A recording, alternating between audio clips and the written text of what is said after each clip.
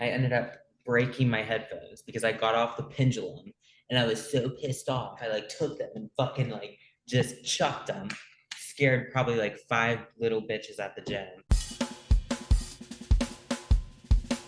Meg, I love your suit. I love the red. Red is definitely your color. Oh, freaking pretty.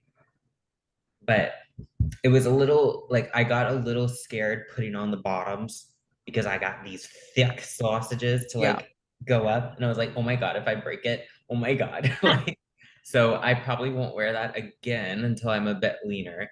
Um, but I was amazed. I didn't feel like a stuffed sausage in it. Hmm. I felt good. I like the cut of it. Mm. The cut, like I said, the cut really Yeah. accentuates the shape of your glutes. Yeah. And Hmm. it also makes me feel like I need more at the upper, but it's fine. I think you definitely benefit, but I think we all would too, because that's just like I sent you that video, Meg, Yeah. I about love like it. upper glutes are for aesthetics, but they're also for functionality, which is Yeah. why like I'm not a big fan of programming like single leg kickbacks as much as like I used to be. Cause like on myself, because of the imbalance between my left glute med and my right glute med and like my inner thighs too, like the stability setup just isn't there. So I might as well just fucking do like the abduction machine and train both like bilaterally and then unilaterally just do PT work to actually strengthen that, imbalance. Yeah. Yeah, Like, I learned the other day how just imbalanced I am from similar to you that it like radiates through my hamstring. I was doing B stance RDLs, crushing it on the left side. I Yep, literally could not stand to stabilize myself on the right, exactly. let yeah. alone do it. Exactly. And that's why I don't program those for myself because I can't do it. So there's no point in like using other muscles to compensate and then like just be unstable and then risk injury. So it's like if you have those instability factors, it's like that's why we work on mobility like before and probably after, or program some type of like, in my case, a pussy movement to where it's like you are focusing on bringing up that imbalance. And so, for example, like my right glute max is smaller because the left glute med is weak. So that causes like my right glute to drop and not get as much stimulus. And so, what I'm doing is strengthening my glute med with some of the exercises that I showed Meg, and I can like show you too, Laura. But then, like in my actual training, I will do like, for example, like a lunge on my right side more sets and do things like iso holds to like kind of strengthen the neural connection. But like I'm using like, 8-pound dumbbells because that's all I can handle. You know what I'm saying? Like it's unreal how fucking weak it is. Yeah. I wonder if the little stimulant thing, do you know what I'm talking about? That Like the like, Like tens. the Nubian shit. yeah, but no, like you can order your own. That some of them on It's a Amazon or tens something. unit, sure. Yeah, I mean, it's That the would same thing help. as like if Zap it. ass is there like on Yeah. quads when I'm doing like leg extensions, Mhm. It's just that neural feeling. Yeah. Like somebody tap like that's I do it on mine, like I'll tap the shit out of my ass. Oh, for sure. And Like you like touch what it. I Yeah. yeah, That's your I opener right there. just tap my ass all day. Tap the ass. Or my favorite is when you like take like your fingers or whatever, and like when the muscle's contracting, you kind of like close Yeah. the gaps. You can like feel the muscle Yeah. kind of like close up or contract. That's my Yeah. favorite. It's a real thing. And like also what goes a long way, obviously the tapping and like physical touch with it, but Hmm. something that I did a lot of in ballet and then also football players do it prior to their games is like literally shut your eyes before sets, Hmm. visualization. That is fucking huge. And I tell people that all the time, like Hmm. record your set, watch it, see where you need to improve, close your eyes, visualize yourself doing the damn thing, and then Yep. do the damn thing. And it does make a big difference. So our Agreed. brain is our brain is smart, even though it's dumb sometimes. Even though sometimes it causes us to have temper tantrums and break our beats. Shut the fuck up. Minor detail. We're Right. good.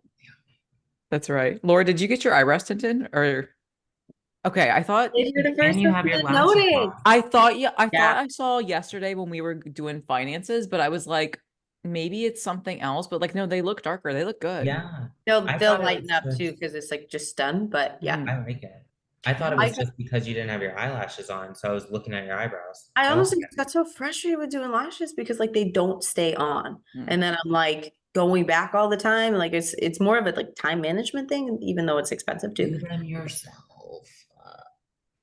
At this point, I'm just like, I don't give a fuck.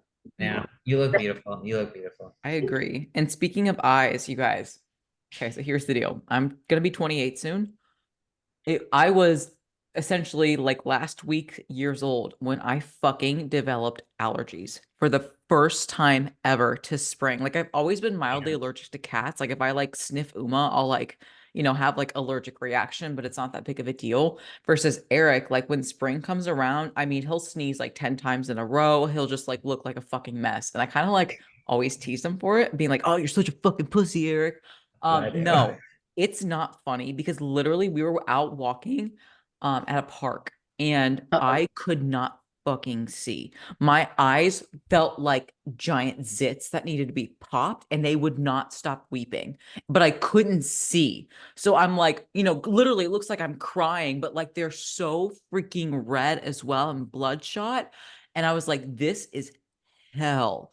Like, oh my God. Like, speaking of a temper tantrum, I'm in Walgreens, like trying to fucking read to see what eyedropper I need.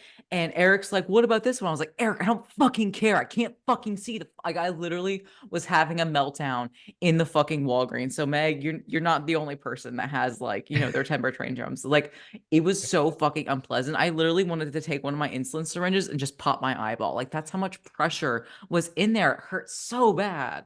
Okay. I've never had allergies except But for when I was coming same. off of being vegan and I had allergies to nuts because I was malnourished. That's it. And the random, didn't I tell you guys I had like, I think it was banana nut bread with like walnuts in it? Ooh, And I woke yum. up at 3 in the morning with hives all over my body. And this was like back in November. Hmm. So I I have a nut haven't eaten allergy. walnuts since. What? Maybe you actually have a nut allergy. Maybe. I'm not a bitch, so no, I don't. But I wait, are almonds a nut or are they like a what are I'm they? pretty sure they're a nut, Legume? not like a legume. They're not Legume. a legume. Peanuts are a legume. Cashews are a legume. Peanuts are a Peanuts legume. are a legume, yeah. Yeah, because almonds and I get along. A lot Al- of people run into issues with peanuts for the fact that they're a legume and there's mold on them, just like Yeah. Mhm. naturally. Dude, peanut And butter, I do not digest well. yeah, that's pretty typical. Yeah. Yeah. But some nuts also like are histamine releasing foods too. Like, you know, if we have histamine Yeah. reactions like build up in the body. Yeah. So like some things like peanuts do actually like promote histamine release. I'm not so sure about walnuts, but potentially. Yeah, walnuts, man, they kicked me in the ass. But Yeah. yeah. So All right. that was the update for me. So it's like, you know, I have allergies and I'm also Allergies. injecting Primo again. That's like all the update I can give. Sick. My injury's healing. Eee. I'm just gonna live That vicariously through you guys. Fuck it. what? I said I'm just gonna live vicariously through you guys. That's cool. Hey, you're Fun. going to the Bahamas soon. Yeah, for real. So it's like, you know, We're gonna live vicariously through you. So End of March, yes. that's that's exciting. exciting. I get to Mm. go see family soon and get new tattoos on Sunday. So Ooh, what are you getting?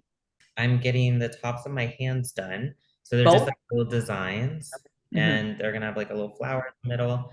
And then there's this Latin phrase. I know white girl getting the Latin phrase on her arm, but my friend Kyla from the UK, she said it to me, and I'm not even gonna pretend like I know how to say it, but it pretty much means like towards better things.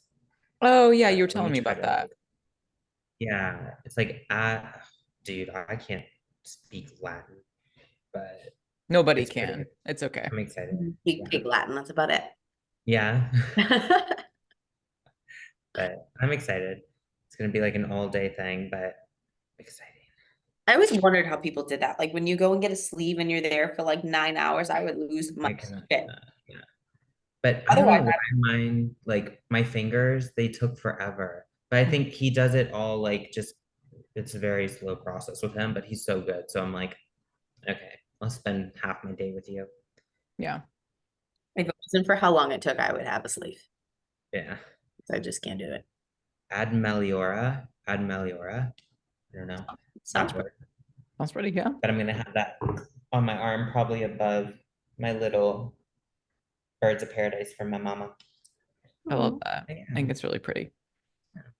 I did. Speaking of pretty, like sometimes Eric and I talk about hypotheticals. This is like the last little tangent before we like actually dive into the topic. But Eric was like talking to me. He's like, Ophelia is such a pretty name. He's like, if we ever had a daughter, we could name her Ophelia. I was like, you're a fucking retard. Ophelia Markham, I'll feel you up until you come. Like that would be a heyday. Ophelia Markham. I was like, you are stupid. You are stupid if you think I that didn't like even that hear it girl, like that. Ophelia Markham. I feel like you're the only person that you were the only one that would get that out of Oh that, but no, that's okay. you better believe middle schoolers would be like, ah, your last name has come in it. Like Ophelia. Ophelia. I was like, No, shit, no. Me, because I took a picture of your coffee cup that says something. It says it, Markham, doesn't it? Markham, but And it I just just took a had picture of come. the cum, and I'm like, so yeah, I guess we're just Well, child's of course we're childish. children. Like it does have come in it. It's Yeah. hilarious. But like Ophelia, Yeah. Oh, that's a terrible name. It's an I awful name. If Just your think name is Ophelia and you're watching this, I'm sorry. change it. I'm sorry, your pants Change I is just cute. it. Honestly. what do you nickname that? Ophi? Like you said. Philia? Ophelia. Copophilia? That's even worse. Oh God. I don't even know. Like you couldn't. He'd be like, oh, as in Mm, oh that's no. What's that? Oh, that would As be all in right. beefy, oh, I'm sorry, like I fucked up your Ophelia. name. My poor husband. We give him a lot of crap. I bullied him for his allergies. I bullied him for his hypothetical daughter's name. He can't catch a break. He's great though. We love Eric. We Mm. do. We do. Me too. We love dad. Oh, Laura and I are doing the Charles Schwab thing tomorrow. Yes. Hey. We're doing Schwaben. Schwabbing. Schwabbing on a Friday. We were also discussing after our call yesterday that at 18 we were both in the club with fake Yeah, IDs, yeah. I not was literally getting drinking vodka credit out of water bottles. But good for you, Ash. Glad you were card. caring about your retirement. Yeah, literally. I mean, as soon as I turned 18, man, I got my fucking Discover credit card. I went to Raymond James and opened up my retirement. Legit, got my first tattoo, got my first pack of cigarettes. Don't know why I smoked for 2 months. And then I was like, this is gross. And I drank vodka out of water bottles. That was me at 18. But Nice. 27 now, and we're getting a 401k, baby. So Moving up in the Adulting. world. Moving we up in the are. world. Y'all, happy leap year. Happy leap day. We had an extra day this year. God, they is I happy. totally thought I paid rent today, so I'm happy. I Yeah. pay it And tomorrow. you essentially Really got an extra day happy. to live in your apartment for free. Because I'm pretty I sure know, they I probably know. didn't charge that extra day. So there you go. I I love a don't good know. leap year or whatever. Yeah, it's like a Wait, leap what is it leap called? year. Yeah. Leap Mhm. year. Yeah. I would So you get like hate to be born on that 20. extra day or whatever. It was weird because You Eric never and I were really celebrate. say again, Laura? Oh, sorry. Go ahead. No, I so was you just can never really celebrate on your actual birthday. Yeah. that would kind of suck, honestly. But at the same time, you also feel special. But Eric and I were at dinner yesterday after we talked. Um, and Eric has had obviously more leap years than I have, which is weird because we're exactly 2 months apart. But since he was born in February and I was born in April, like he's actually had more leap years than I have. And I was like, bruh, fucking fun fact. That's a that is a fun fact. I don't That's know. crazy. I don't All know. But why right, don't we y'all. dive into our topic since we're kind of like all of us are in our off seasons. Mine going on your number five. Four and a But half years. yeah. So why don't we talk about, do you want to do the list that I sent you guys, or do you guys I want to like talk your about like list. the mindset one or like physical stuff? Your Start list with- was fucking fire. I think we should start with the initial one that you did, and then we Mhm. can branch out together to kind of come up with the next part two. Cool. Yeah, because it's definitely a two-parter. Hmm. Scrolling up. Jesus Christ, we've been Got talking today. it. Well, that works for me. So yeah, five You're ways you're screwing up your off. screwing up your off season. And like to be fair, like we are not like saying this in terms of like you guys specifically are fudging up. These are ways that we have fudged up and don't want you to fudge up because, we've wasted time and energy making these mistakes and we want to be real and vulnerable with you guys. Um, I can start with like my first like screw up, and that was number one. Like, obviously, I did take the time off clearly, but I was so dead set that after I did my final show in 2019, I was going to take 6 months off, do another show, become an IFBB pro. But yeah, you're not taking enough time post show. So like obviously you do your competition, you're 3 months post show, like you're just now starting to feel human again. 3 months after like a 3 month reverse, as an example, is not an off season. Like 6 months to enter into another prep, unless you were like cream of the crop, we're talking at like a high level national where you just need a few tweaks here and there, and maybe especially if you're enhanced and you just needed to like run a cycle just to bring a little bit more like volume to your muscles. Okay, maybe. But chances are, if you're listening or watching along in this podcast, that's probably not you. You probably have much more size, much more mental maturity, and much more muscle maturity to develop. So 6 months, not enough time, not an off season. That's like hardly enough time to even just like get your ducks in a row to feel good and feel human again. Yeah. That was something I was gonna jump in with for that too. Like, I wouldn't actually start counting it as your off season until you are in a point of optimal health to actually progress. Yeah. So depending on the person, like everyone's experience is going to be a little bit different. Like, I was reversing into my show before I even competed and just held my calories at 25, 2600 per day going straight through. But it wasn't until I felt I had enough body fat, started to get menstrual cycles back, like all of the internal factors too, that like gives you the green light to kind of push forward and whatever you need to push with to start seeing the growth that you want to see. Like, that would be where I would start counting as your off season. Yeah, I Mhm. agree. And you said something good there, is that a lot of competitors, I feel like, well, some competitors can feed up into the show. It doesn't matter how high your calories are. That's not what shows that you're like in optimal health. Because you could have your calories very high, still have menstrual irregularities, still not be recovering from your gym sessions, cortisol still through the roof, Yeah. like feeling like shit, insomnia, everything like that, gut health issues. So it's not all about calories, guys. So you Mhm. have to realize that too. Yeah, it's like the big hitter, especially as females, is honestly it's body fat. Yeah. But like being at a point where your body feels safe enough to have a certain level of body fat to have hormones, to have a regular menstrual cycle, to put on muscle tissue, to regulate your hunger hormones, like that really does Big one. matter when it comes to like that overall recovery. Because even like just this reverse now that I was in for even just a cleanup phase, like shit, my calories were at like 2,900, 3,000. That's a fuck ton of food.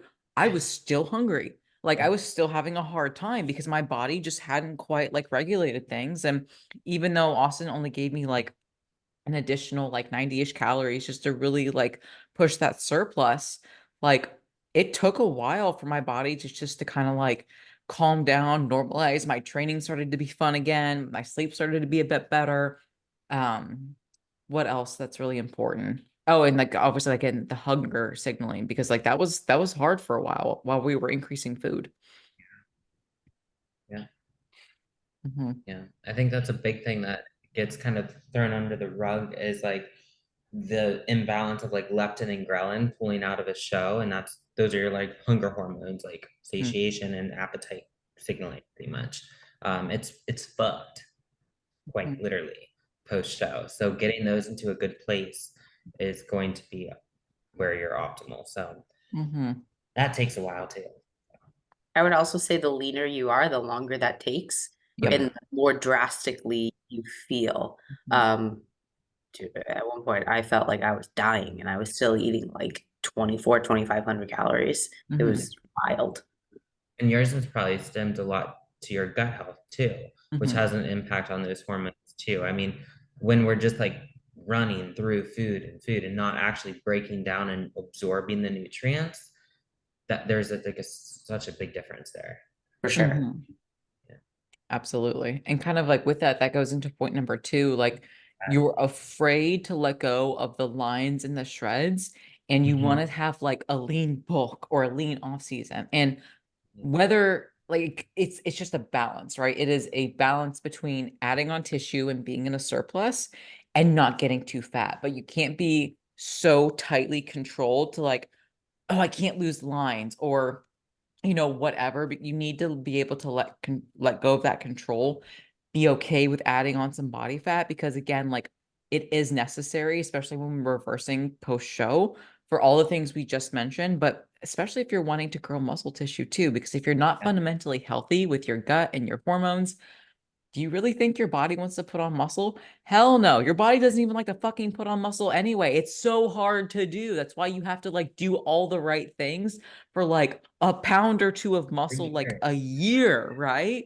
Like if we were using gear, it's a little bit different, but still like muscle is hard to grow and you want to make sure you're in the right headspace and health space to be able to do that.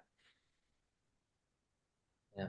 And I think a lot of competitors, and I get this shit all the time, even from my athletes. They're like, "Well, you don't look bloated at the end of the day. You still have abs. You still have leg lines. Like, why do I have to get like this much body fat and stuff? And like, why can't I hold? Everybody holds body fat differently.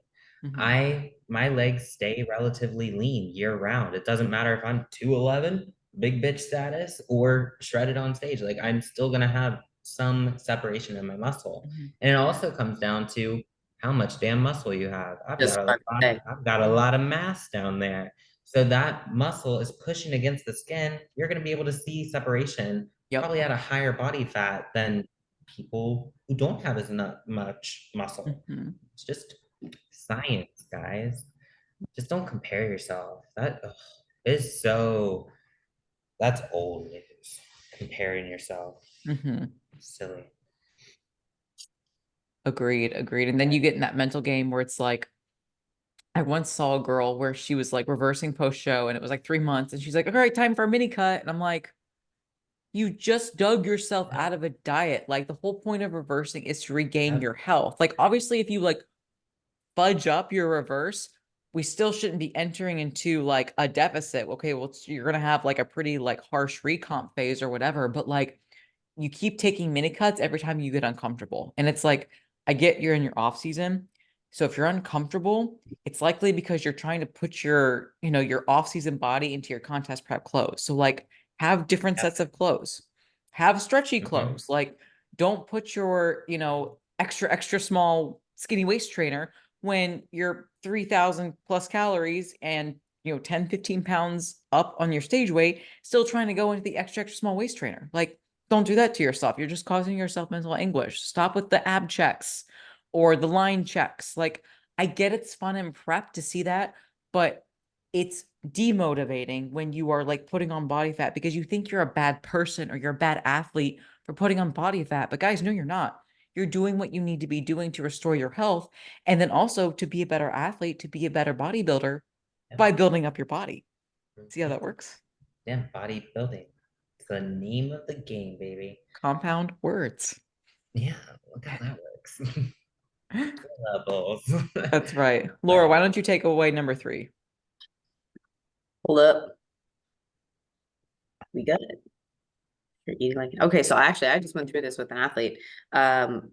Just first off, like touching upon, just because you're in off season, your calories may be high, doesn't mean to go eat shit quality food just because you're trying to put on weight. The type of weight you're going to put on is going to differ from the types of food you're deciding to fuel your body with. If you're going to Taco Bell and cramming like crap food, you're not going to see the same results because you're not getting the same micronutrient benefits. You're not going to have the same quality of food, and then it's Mhm. also going to affect the quality muscle that you're trying to put on mhm. as opposed to adding on straight body fat. Mhm. I Yep. know there's going to be those outliers that can do it. A lot of the times you're more likely seeing that with males. Um, Mhm. happens with some females, but rare. But definitely more of a male thing that you're going to see that they have to eat a lot more frequent cheat meals and things like that because their metabolisms are so high that they're requiring that more from a food volume stance. Mhm. Is it as beneficial? I don't really know, but so what else do we have that? Oh, But Oh yeah. Sorry. One thing about that, actually, I was listening to a Huberman, I believe it was a Huberman podcast, and it was all about actually like testosterone in males and how to Mhm. support that. I thought it was really interesting. But one thing that they said, the reason they're seeing a lot of younger generation males with very low test, not because they're just pussies, but because they are eating such low quality food, low quality diets, and these processed foods actually directly impact our testosterone levels and other hormones. So if we are like feeding up on this shit quality food, it's going to just continue to tank our hormones. And that's not what we want. Mhm. Females, we need a good amount of testosterone too. Um, so I just wanted to kind of point that out. It's another Mhm. reason why. Yeah. Totally. And I think that you also made a good point about like not chasing a specific number on the scale or, Mhm. certain X amount of calories that you want to achieve. Like, what do you actually need to Mhm. fuel your body for both performance and recovery and functionality? Once all of those bases are covered, like, I don't think that you need to continue to push food to a like, hit that 500 carb club or whatever the hell you want to go for. If that's not what your body requires, because then you do start putting on excess body fat. That's just going to make it that much more difficult when you do start to want to go the opposite direction. I think Mhm. there's a line of demarcation for necessity and then like negligence. Mhm. Yeah, I think guys are more prone to chasing numbers on a scale. I struggle with scale chasing, but not in the sense of like, because I've had multiple like, growth phases and stuff like that. And each growth phase, I'm actually less than my previous growth phase weight. So actually what sometimes I get in my head about is predicting my stage weight, because that's sometimes I get in my head about because I am so embarrassed by my first two competitions that if I equate the same stage weight to the weight that I'm going to be this time around, I'm going to feel like I've made no progress, which I know mentally appear as you're stupid for thinking that, Ash. Like, of course, you look miles different, right? Because we're looking for the shape of bikini, and that's miles different. But for me, especially since I come from an obesity background where like I did want to constantly see a lower number on the scale since I was over 250 pounds, like sometimes I still get in my head about like, oh my God, am I still going to be 118 on stage with this competition? So again, that's just a little bit of vulnerability where I have to work on kind of getting out of my head. That's Um, a good point. mhm, I struggled with that towards the end of my prep too, for the fact that my weight was consistently dropping and then trying to do a division that is requiring more muscle mass. Then I was like, do I even get on stage? Fuck, my weight's almost the same as when I was competing in bikini. What mhm, do I do? And truthfully, I don't know what my final weight was because I was getting in my head so much that the last week of my prep, I just said, fuck it, I'm not getting on the scale. Yeah. And honestly, I think that is so important. In women's divisions, guys, we don't have a weight cap. So if you're getting so caught up with the chasing the number, whatever that may be, if it's down or up or whatever, stop. Like just stop weighing in. mhm, Because it's like, I mean, I think it's cool right now how heavy I am. I think it's awesome. And I am looking forward to my stage physique because I'm like, fuck, if I can be fucking shredded at 190, that's a fucking force, man. yeah. But I know Right? like a lot of people get caught up in the scale, and I used to be like that, but now I'm just like, okay, step on, step off, data, Mhm, whatever. But it took so freaking long to get there. So mhm, step off the scale, it's fine. And if yeah. your coach gives you a hard time for that, there's the door. Like find a new coach because Yeah, that's not there's okay. so many other metrics that you can measure, whether it's Oh measurements or, man. I mean, like, send a good fucking side by side. Use a, there's a million apps for that. Mhm. Yeah. Another mistake that I made in my off season was negotiating with myself. I won't get above X a number Mhm. on the scale or X body fat percentage. That's something that was more of my like being new to bodybuilding, because you always hear like big name coaches being like, you shouldn't be 20, 30 pounds over stage weight. And it's like, I get the sentiment. The sentiment is don't get fat, don't get so egregiously overweight where we're no longer building quality muscle tissue and we're going to have to like diet down just to even like get in a good starting point per prep. And like that's the sentiment. But obviously, since I didn't understand that being a newer athlete to bodybuilding, I just heard don't get 20, 30 pounds over stage weight. So when I'm 160 in my off season and my stage weight was 118 because I looked like a Halloween decoration, I felt like I fucked up, even though I had followed my coach's plan to the letter. Right. So don't go chasing numbers. Don't get wrapped up in numbers. Like, don't negotiate with yourself. I'm not going to get above like X weight. I'm not going to get above like whatever arbitrary body fat percentage. Like, focus on first feeling good and feeling healthy.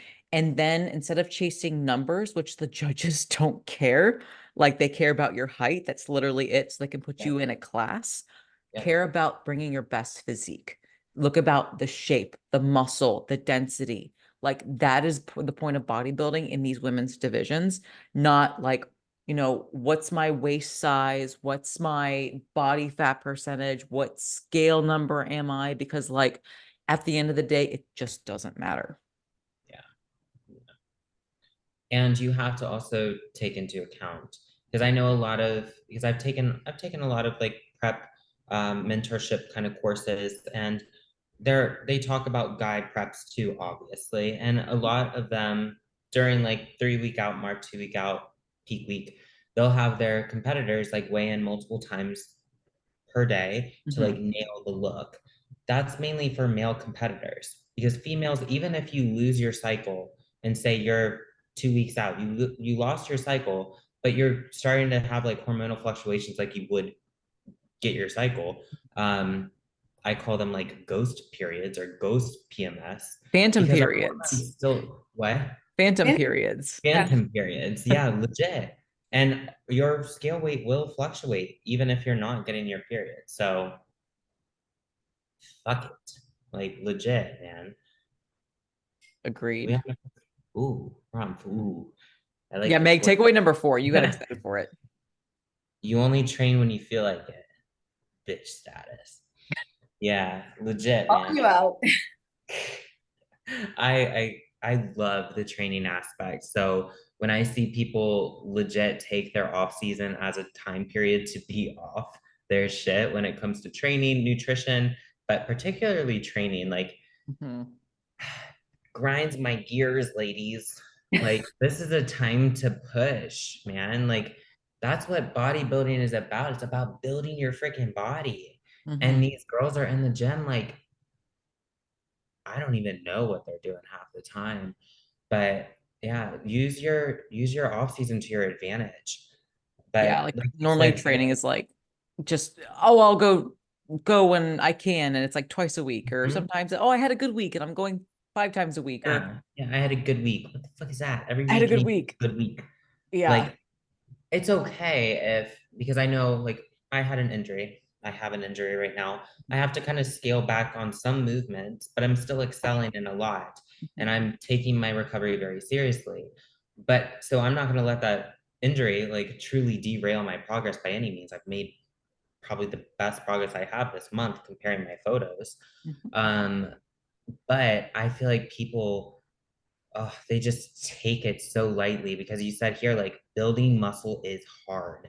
This Mhm. shit takes not just weeks and months, it takes years, but it takes like you consistently going into the gym, training your ass off, progressing at a consistent rate. Like you can't just go when you feel like it, Mhm. or like you have to prioritize this, guys. Yeah, my favorite is like when you see people like, oh, I'm growing into my show. If you're growing into your show, that means you fucked around in your off season. Like, your off season when food is at its peak, and especially if you're an enhanced athlete and drugs are at its peak, your training should be bonkers. It should be so freaking cringy to look at because you're training so hard that it's like, damn, like it should be just insane.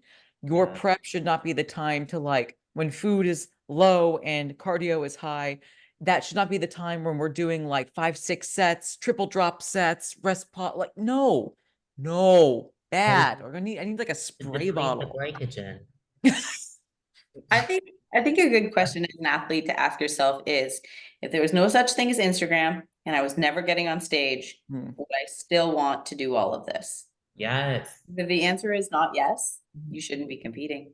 I Uh-huh. even took it a step further because Eric asked me that, and I'd be like, duh. He's like, well, what if you were blind? And I was like, fuck yeah. I would just be in the gym with I know it's not a good one. I was like, I would still do it if I was blind. Fucking get a seeing eye dog, sniff out the dumbbells. Like, I'd use a walking cane, make sure my Smith setup is right. Like, I would have like all the tens units. I'd have Eric touching me so I could have that mind muscle connection. I would not care because I'd be the fucking hottest blind person that there would ever be with the biggest roundest ass. And you better believe that Eric would still be doing my injections. Because goddamn it, I might be blind, but I'm not dead. So I can still feel my ass. All right, well, Ashley's got it in place. Glad to hear it. Moving on.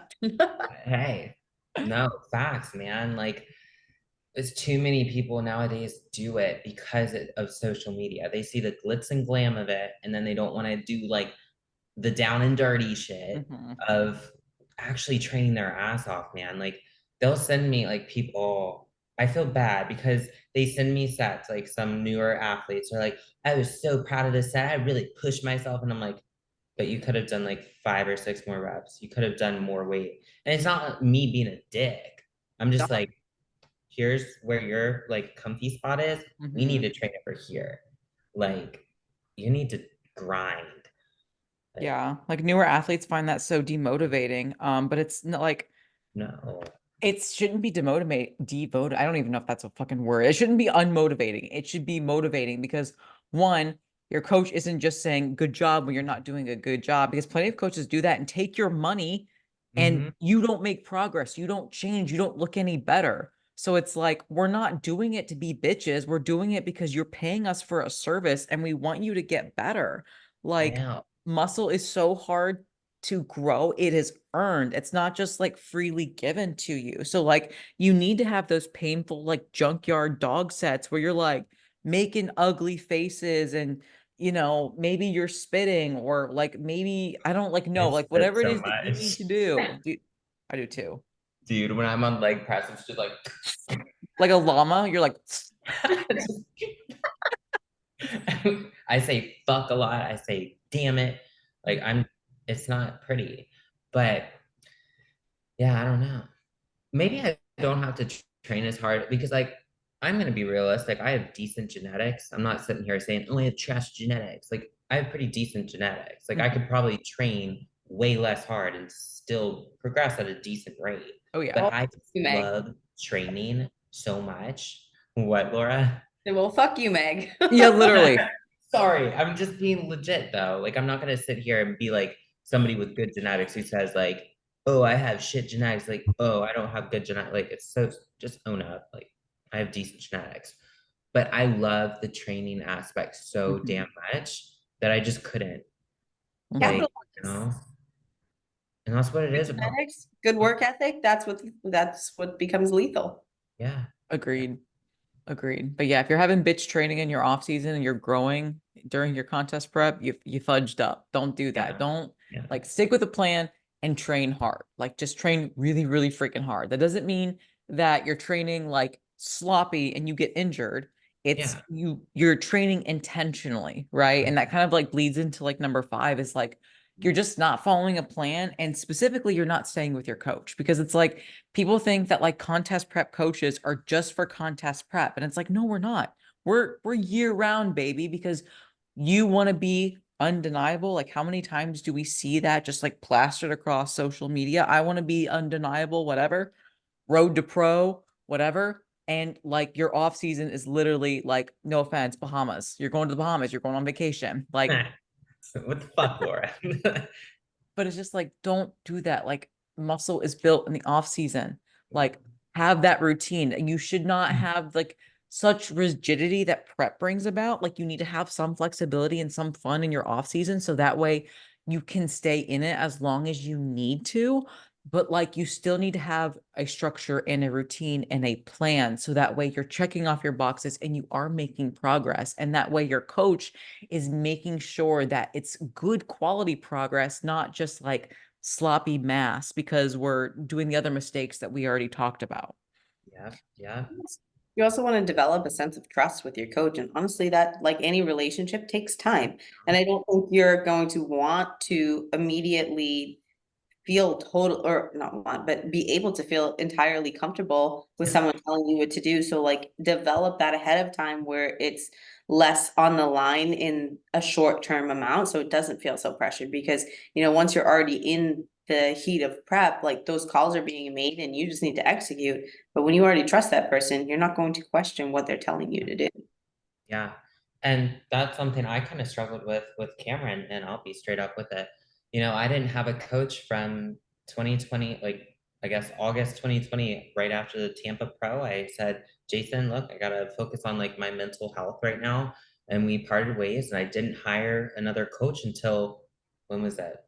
June 2023 with Cameron. Mhm. And every 3 months, like I'm on the 3 month subscription, like rollover or whatever. It's like the first 3 months was up, and I was like, I want to cancel. Like I did not have that trust, that bond with him yet. Mhm. Then the second 3 months came up, I was like, yep, I want to cancel again. Like it was just like, but I was like, fuck, I just need to push through. I need to communicate what I'm feeling.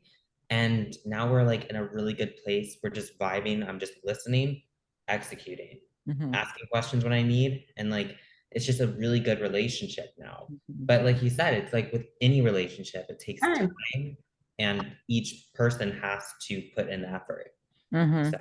yeah. So not only do you build up that relationship, the rapport, the trust, and you're able to be more coachable, but then you Mhm. also learn the athlete's body from a coaching perspective on how they respond to, these structures, these routines. How well do they grow muscle? What lagging body parts, like what muscle groups do we need to bring up? What do we have activation issues? Like learning about their digestion, learning their sweet spot for fiber, for water, sodium, potassium, like all the nuanced stuff that like kind of gets overhyped in prep, like you learn that during the off season because like when you're able to establish those routines and have that structure, it makes like the pre-prep phase and then contest prep phases so much smoother because your coach isn't like just guessing. They genuinely have like a good idea of how your body operates and how mentally sound you are because like we have some clients that are like our type A people like us that are like kind of oversharers, high stress, high functioning versus we have maybe like our type Bers, which are more like chill, kind of need to like put their butt into gear, stuff like that. So when you're able to get a sense of like the personality of the athlete and you're able to find what motivates them and drives them, that's how you guys bring the best package from an athlete standpoint. And like, yeah, we want to win, of course, and you want like overalls and class wins and pro cards, of course, yes, but like at the end of the day, you really just want to be your best. And like that's how you become your best. Yeah, I think you've made a good point with the mental aspect too, and I think that it's very overlooked in prep Mhm. because people just expect like athletes to just be okay, prep switch, like nothing else is happening in life. Like, no, life is still going on. You're still gonna have your stressors. Mhm. And to work with an athlete for a full off season, learn them, learn their life situation, Mhm. let them be vulnerable with you, let them be open, and just learn how they handle stress. Yep. Um, that's something I've had a lot of life changes, like and stress bouts lately, unfortunately. And like Cameron's been there to kind of work with me through that. And Mhm. I know that's going to pay off when we do start prep because he knows how I function. Mhm. And you That's also really trust important. him now because you know Yeah, he now I actually trust him. cares about you. Yeah, I'm like, oh, cool. Thanks for not being a piece of shit, man. Yeah, he's sick. Way to I go, like him. Cameron. Way to go, Cameron. Gold star. Really do like him. I love it. Laura, any thoughts to add to that? I just think that one of the biggest balls dropped between a coach and client relationship is the ability to communicate. Like the coach isn't psychic, the client isn't psychic. You can really have different views when they may not even be reality. And being able to communicate that with one another is where you're going to synchronize and really start seeing success for the athlete's progression to take off. Yeah. Mhm. Mhm. And I think that's a good point. A lot of coaches need to get their heads out of their asses though. When a client is asking you like, "Oh, like why are we doing X, Y, and Z?" Don't take that is Question them me. Yeah. questioning you Yeah. like, "Why are you questioning me? Like, why did you even hire me in the first place then?" Like, not a lot of people are just gonna, I mean, like me, Cameron gives me whatever, I follow it, I execute it, whatever. I don't ask questions because like you said, I trust him. I know his body of work, all of that. And I'm well educated already, but maybe an athlete isn't and they just want to learn, man. Like it's okay. They're not going to turn around and turn into this crazy contest prep coach after working with you just because you share your secrets of why. Like just I don't know, be open to explaining things. Yeah. There is a difference between asking why and questioning the coach's judgment and then being snarked about on Reddit versus why are we doing this so I Sounds can. personal.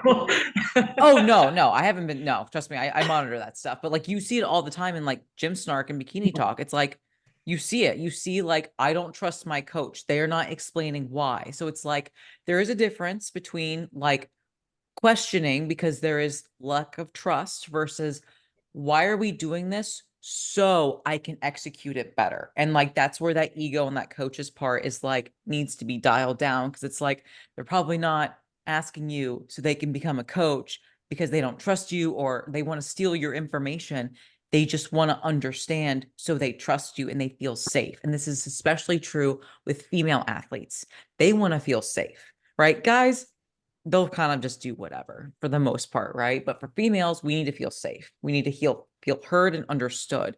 So if we're asking why, usually if we're not overthinking ourselves to death, it's so we can understand to feel safe and to develop that trust and that nurture with that relationship. So that way we can just be like Meg and just go execute, right? Go execute. Because I bet you the first 3 months of coaching with Cam, like you probably weren't at that level of trust yet where you were executing. I'm sure you did have a lot of questioning and a lot of like, well, why are we doing it this way? But maybe you didn't ask. But now that you develop that relationship with him, you trust him fully. And so here we are almost a year later and you're fucking crushing it. Yeah. Yeah. I think dumb that down even too for somebody that is in a position, maybe coaching with one of us, they're a competitive athlete, they've competed before, and now they want to go an enhanced route. Okay. So we have something that's like health dependent and can have negative effects if not done properly. Yep. Being able to ask questions about those types of things to your coach, even saying like, hey, I just did this the other day with an athlete. Let's get on FaceTime. Let's actually do this live together. So you know exactly what you're doing and there's no, mismeasuring or what, like, but you need that level of comfort to say like, hey, can you actually take me through this? Because I trust you knowing how to do this and I don't. Oh, hell yeah. Like I've sent athletes like injectable videos. We popped on FaceTime, Zooms, whatever, because like Legit. that's you're like at this point, it's like it's so much beyond like macros and training videos. It's like, okay, Yeah, listen, no, if you're like starting to put stuff in your body, it's like we need to not fuck this up. So it's like let's take that quality time, make sure we understand and we're on the same page so that way like you are safe. I was doubling my HRT dose when I first got it because I was not educated on how to withdraw the proper amount. Dude, that's why I made that freaking reel. Like They, the syringe one, man, because yeah, people that like was don't know how to helpful. like do volume measurements. I know. Yeah. Yeah. Granted, I figured that out real quick, but yeah. Oh, I'm sure. Because I'm Laura's sure. like, "Ugh." Fucking let's go. Oh Fucking my Liam gosh. turns into Liam. That's right. Has a goatee and shit. Laura going to Luke real quick.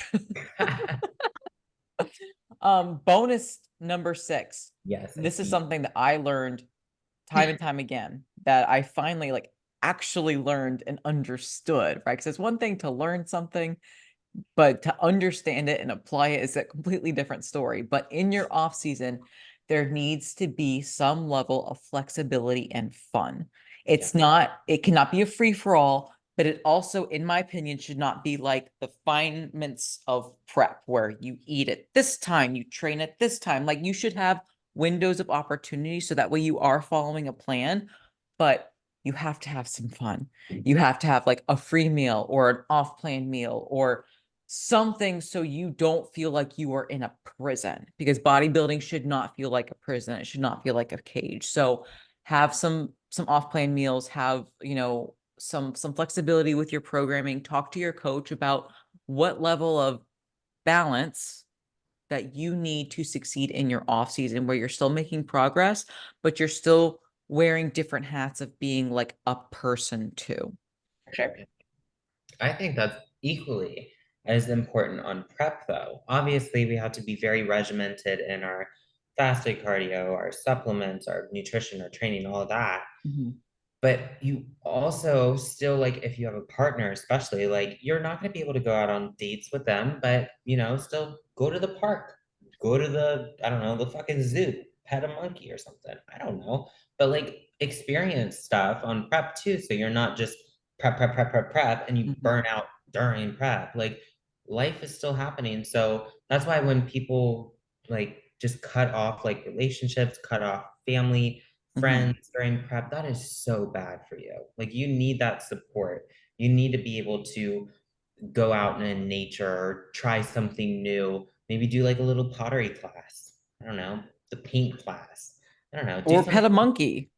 pet a monkey. Fuck it. Don't get bit. That's it. You're Don't get practically out the window. That's right. That's right. Yeah, there's definitely more structure within prep, but you still need to be a work, person, of right? You course. still need to like make sure that you're not playing the prep card, which is like a free bitch pass. Like, no, it's not. Like, do what you need to do to Yeah, like win it's at just your contest weirdos. prep, but like you can't just like unless you were like top level Olympians. And I know like there are some pros that listen to this podcast, but probably like not like top level Olympians. Cause I know like Sid Gillian, doesn't she like go to like with her coach for like 3 months prepping for the Olympia? Pretty sure she does. She like goes on lockdown, but like she can Yeah. do that. She's like 7 time Someone doing reigning. that too.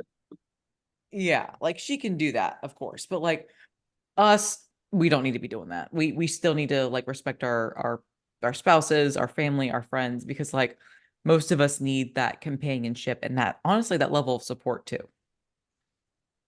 Yeah. Yeah. But I'm big on, I guess, balance. It's not true balance because I'm still very regimented in my training and nutrition and what I need to do. But I have a lot of trips. Like I know Ash isn't a very like she likes her set routine. She likes her home, and that's where she's happy. But me, I'm like, let's book a flight like now. So, that's fine because I can still manage everything. But if you're just booking flights and like throwing your diet to the wind and like not training, like, okay, well now you're wasting time. But if you can have that true fucking balance and still progress, book that flight if it's not going to make you like go bankrupt and do it. So I would like to defend It's myself smart. with this. I am actually someone that really does enjoy going out and seeing friends. But here's the deal. There are two reasons why I'm like hunkering down. One, I've spent 5 years off the stage. I want to take this final growth phase and my contest prep as seriously as possible. And two, I need to save money because contest prep is expensive. I have to buy new suits, pay for posing coach. And then also Eric and I talking about like wealth. We're trying to buy a second home next year. So it's like those Yeah, 500 to $1,000 trips, those do add up. But you best they have. believe that like once I Yeah, have my wealth settlements done, my 401k, my stocks, my bonds, all that shit taken care of, we're like, old Ash just taken care of. You best believe I want to be like, crashing fucking Laura and Josh's Bahamas trip, like, just like pop out of a banana, pop out of a coconut, be like, surprise, bitch. Like, you best believe I want to do I'm shit like here. that. But Yeah. 2024 is the No, year of I know. the hermit. Yeah, I'm not. What's the opposite of a hermit? I don't know. We're spontaneous. I am very like Exploratory? What is a what? opposite of a hermit? Mm. I don't know. Fucking I'm gonna look it up. seagull. They fucking fly everywhere. I don't know. But no, yeah. I'll call you a Um, socialite. I like that. Social light. a socialite, like a Yeah. socialite. I feel like that's A not a butterfly, thing. that would be my Well, I'm not Fire. talking about a hermit crab. I mean, like the opposite gypsy. of a You could be hermit or a recluse would be an extrovert or a Oh, socialite. okay, that makes sense. I was thinking of animals, so I went the seagull route. All right, hire me for coaching. Uh, I have brains. Anyway, fuck, I was thinking about crab. Yeah, I'm over here. Uh, gypsy, herder, gatherer. I'm a fucking Herder. gypsy. Meg's a Great. Nerf herder. There we go. Oh my God. I love you guys. Jesus You're amazing. Christ. Ah, Well, I'm glad everybody's brain was in a different place there, but we both all agree on the off-season stuff. So that's good for coaches. All right. We're On that professional. note, On that note, we'll be back next week with kind of But like a there, part two to yes, this because part two. like there are a lot of things that people mess up that we have messed up that deserve some more attention. And I think we'll also focus more on like the mindset because like at the end of the day, let's be real, we're all kind of like We fucked. we all fucked up. Mhm. Or as question. Laura said basket case, which I think is much nicer. Heh. These fucking pictures did you just post these in the group? Yeah, because we were talking about training intensity, and I was like, I wanted to show you Your guys my fucking face. Oh, dude, if you guys all this, I'm gonna use yours, but Laura, give me a terrible lifting face photo. I'm gonna Oh yeah, make a post on the Instagram for it. That would be do it. funny. Yeah, let's do we it. literally just got the DNR stuff. prime leg curl in, and I used this That looks Meg when we were beautiful. training at MI40. We finally got one at UFlex, and like, holy cow, I used it Yes. at 2, so like the end range of motion was Nice. when it was challenging. Mm, Oh, it like it hurt something fierce. And then I was like, I've been like watching a lot of John Meadows stuff. And so I've been doing things like ISO holds once I like can't move the weight anymore. That's yeah, just that's nice. mean. That's Yeah, it mean. is. But that's one thing at UFlex I got so pissed off at. I was like, this seated curl sucks. It This does seated curl suck. sucks. Hmm. But I'm Yeah. glad that they got a new one because Hmm. that prime one is So good. So we have the seated leg curl one, we have a leg extension one, and then we have 3 other upper prime ones that came in. So you guys trying to make me move there or I'm something? just saying we got a spare bedroom and a posing room. So Shit. Like, and you feed me? Oh wait, Ash, I'm gonna text you after this because I might be coming to see your ass in May. cool, do it. But also Okay. you owe me 10 IUs of GA. I have a bottle. It's just in a Ziploc bag for you, bitch. I love It literally says Ash, Ash, so I Ash. don't take it. But if I get greedy, I need some. If I get So greedy or I get needy. needy. All right, ladies, thanks for All right, pod. We'll see guys. you next time. All right, Bye. peace.